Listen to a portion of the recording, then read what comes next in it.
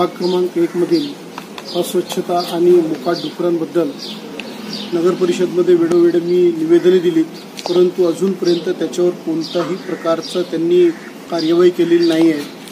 विशेष म्हणजे कोरोनाचं इफेक्ट व्हावं नाही म्हणून गावभर निर्जंतुकीकरण केलं जात आहे, परंतु जर मोकाट डुकरच जर असे फिरत असेल घाणीने माखलेले तर त्याचा काय अर्थ राहील। दुसरी गोष्ट, वराह पालन हा एक कोणाचा तरी व्यवसाय असू शकतो, मान्य आहे, पण त्यासाठी नगर परिषदेने काहीतरी निर्बंध घालून द्यायला पाहिजे, जेणेकरून त्यांच्यासाठी कधी जागा द्यायला पाहिजे। अन्यथा हे जे डुक्कर आहेत ते घाणीने माखलेले डुक्कर आमच्या घरासमोर येऊन बसतील, तिथेच पिल्लांना जन्म देतील, तर मग स्वच्छतेचा काय उपयोग होईल। म्हणून नगर परिषदेने याविषयी लवकरात लवकर कारवाई करावी।